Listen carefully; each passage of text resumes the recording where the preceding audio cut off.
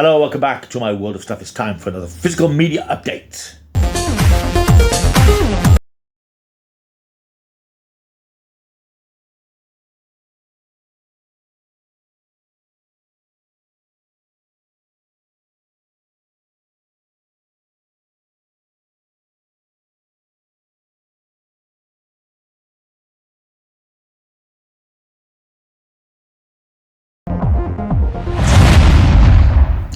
Hello, welcome back. My name Paul Mount. It's physical media update time, or show and tell, as I sometimes call it these days. This is the occasional series that I run when I bought some new physical media, books, CDs, Blu-rays, DVDs, 4Ks, whatever. When I've gathered up enough on my travels, I will do a video just showing you what I've picked up recently.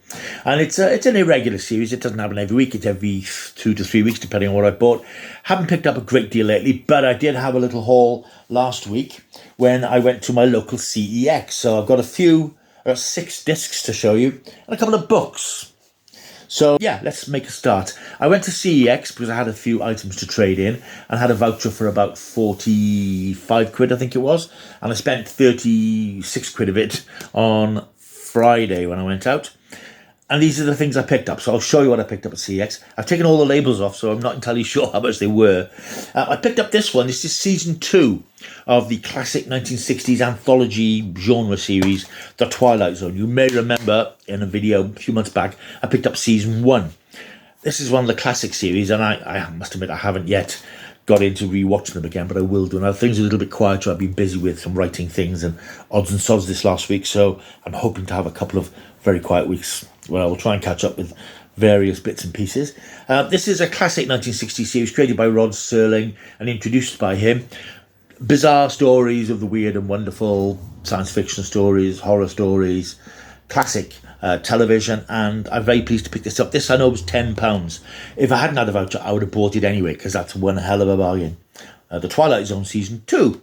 And as you can see, there's a little bit of sticky label on there, which I will be getting off very soon with the old oil from Poundland. I picked up this one, and some of these, in fact, I wasn't sure, have I got it? Haven't I got it? I always have to think that. I picked this up because I saw somebody else on YouTube getting it last week. I think this was 6 quid. Shin Godzilla. Godzilla. This was a great Godzilla film that came out, I can't think when it was now. I always do this looking at the dates when they came out. Oh, it's quite a short film as well. No, it's not. It's 2 hours long. The bonus stuff is 67 minutes. It came out a few years back. It's very different and unusual take. Can't remember what Shin means in Japanese. I'll put it down here. But this was a really good film. I remember watching this, and some of the early scenes of Godzilla were a bit, that's not very convincing. But then Godzilla, I think part of the story was that Godzilla was growing and adapting and learning about himself.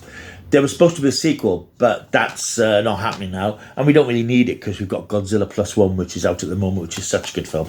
But I'm very pleased to get hold of this Shin Godzilla, which I'll be watching again soon. I also picked up this. This was one which I bought and thought, have I got this?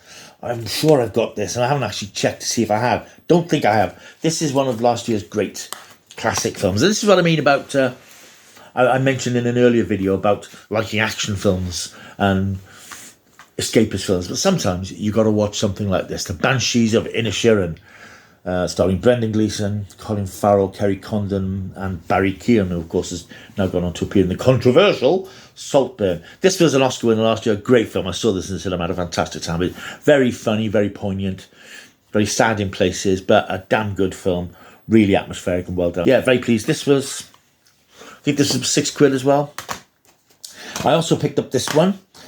Bullet Train. This was one of the big mad action films from a couple of years ago, and I did enjoy this. Extremely frantic, high-energy thriller starring Brad Pitt on a bullet train in Japan, being pursued by numerous killers and assassins in pursuit of a certain weapon or artifact or something. I can't remember exactly what it was now, but this is a very good film. I think this was 5 quid. Very pleased to get that one.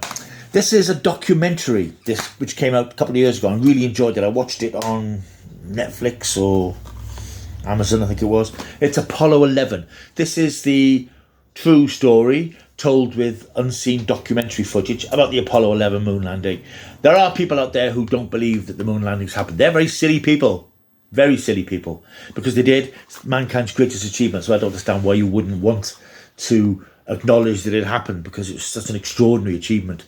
And people criticise it because it happened at the end of the 60s when we didn't have the technology to do it, but we did it. It's a simple matter of fact. Footage on here looks beautiful. I remember watching this on streaming, and the footage, some of it looked as if it was brand new. It was so crisp and sharp, remastered so beautifully. This is a great documentary with some special features documentary, so I'm looking forward to watching this again, because there's something uplifting about that. And I think particularly at the moment when the world's a very troubled place, I think it's nice to sometimes remind yourself of some of the great things mankind can do when we appear to be currently set on destroying ourselves. Happy days. I also picked up this. I do know why. It's not a great film, but it was about £5, I think it was. It's Black Adam on Blu-ray. Also known in future, I think, as The Rock's Folly, Dwayne Johnson's film. He was so desperate to make this film, and it fell flat on its face. Didn't make 400 million at the worldwide box office. It's a very stupid film. I watched it in the cinema and didn't think it was very good, and I seem to feel the need to have it on Blu-ray. It's probably a lingering sort of superhero thing. It's not great, but it's watchable, and there might be one winter afternoon to come. I might think, yeah, I'll just sit and watch that. So those are the Blu-rays I picked up last week from CEX. I've still got £9 left on my voucher, and I do have a few other things to take in. So I am actually hoping to pick up The Creator soon. So I've noticed from other YouTubers that it appears to be in CEX for £8 at the moment. It only came out a fortnight ago, so that's a very quick markdown. So I'd like to pick that one up, because I did like that film last year. A couple of books to show you, because there's always non-DVD stuff. I picked up this from Facebook Marketplace. Somebody was getting rid of this very chunky, very large omnibus of Dave Gibbons's Doctor Who art stories from Doctor Who Weekly back in the early days, back in the 70s and 80s. This is all the stories that Dave Gibbons did the art for, from Tom Baker and Peter Davison's period, collected in this massive omnibus, which runs to pretty much 400 pages, 372 pages. And they're all colorized. It's got the original Star Beast story in color. It's got the very first Marvel Doctor Who comic strip. If you're old enough to remember Doctor Who Weekly, you remember the Iron Legion. Nicely coloured. I think the images I think it's a smaller size than they would have been in the comic, but it'll be quite fun to read these again. I do like looking at some of these old Doctor Who comics. They don't always capture the spirit of the TV series, but there were some really good stories here. I read the Iron Legion one again, which was good fun. And then we've got the City of the Damned, the Star Beast, and the Dogs of Doom, which all the Daleks come into the comic strip. So lovely, good, big book. Somebody was selling it on Facebook, and I thought, I wonder what condition it's going to be like. And it arrived, and it's virtually pristine. It looks as if it's never been opened. I think the seller did mention that he had 2 copies of it, and he always looks after his things. And this is really well looked after. So very much looking forward to getting more dug into that. And there's an odd little thing I picked up on eBay. I've not bought a lot on eBay lately. I picked up this. This is a Fantastic Four annual, which goes back to late 60s, I'm imagining. I'm trying to see if there's... Let me have a look. 1969. So this would have been for 1970. Christmas 1969 would have been dated 1970. Fantastic Four comic annual, published by World Distributors, which quite surprised me, because of course World did all the classic TV type spin-off annuals back in the day. And I didn't realise they'd done some Marvel stuff, and of course it's full colour, quite a few old Fantastic Four comic strips. Haven't started reading this yet, but of course it's got great Jack Kirby artwork, so it's worth getting for that. This was a few quid off eBay, so I was quite pleased to get that. So those are my latest acquisitions. Not a massive amount, but just thought I'd keep on top of them by showing you what I got in the last week or so. Before I go, I just wanted to mention it's Monday the 5th of February at the moment. I wanted to mention today we've heard the passing of 2 great British character actors. I wanted to mention them because I always enjoyed their work, and one of them I have a little sort of connection with. First of all, we have Ian Lavender. You will know Ian Lavender. Everybody knows Dad's Army because it's played on the BBC on a loop. I think it's still shown on Saturday evenings on BBC Two. Dad's Army, the classic British sitcom about the Home Guard, elderly gentleman defending the UK shores during World War II. Ian Lavender played Private Pike, the stupid boy, the eternal stupid boy, the mother's boy, and he was the last surviving member of the Dad's Army troop. They've all gone now, and sad to hear of his passing at the age of 77. Passed away, I think, last Friday, I think it was. Also passed away was the actor Michael Jaston. He was 88. You will know him, Doctor Who fans will know him from his turn as the Valeyard in the 1986 Trial of a Time Lord Doctor Who season. But he was a character actor that went far beyond that. He was in things like Only Fools and Horses, a bit of a do. He played, quite famously, he played in Nicholas and Alexandra, 1971 film, I think.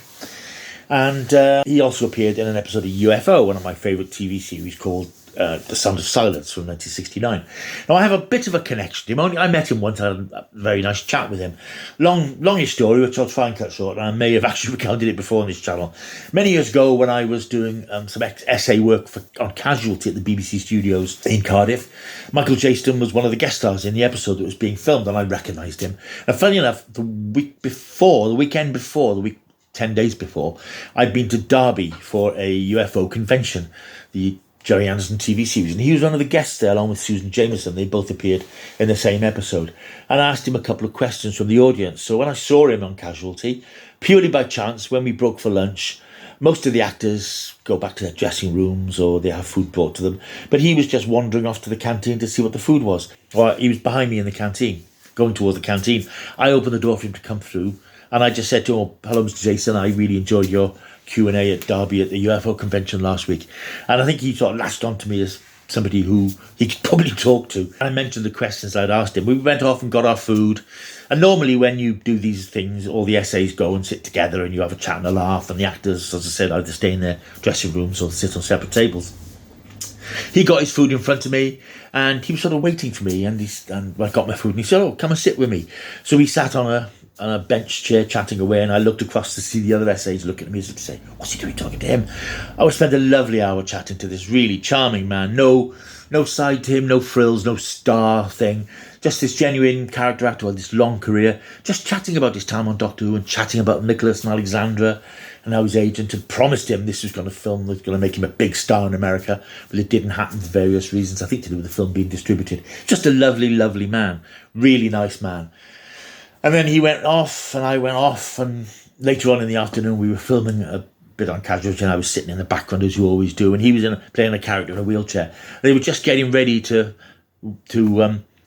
film a shot, and he spotted me and he sort of waved like that, and one of the ADs said, "Everything all right, Michael?" He said, "I'm just waving to my friend over there." So I thought it was really nice because we'd only met briefly. So he was a lovely man. This was about 6-7 years ago, and he's a great loss because he was a great character actor, and you don't tend to see those sorts of actors on TV anymore. It's such a shame that we've lost him, but he was 88, so good innings, as they say. But I just wanted to mention those two fine actors in passing today.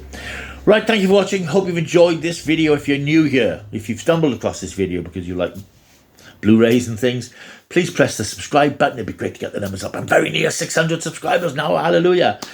So yeah, press subscribe, press like, leave a comment down below. I'll see you soon. Until I do, keep taking the stuff.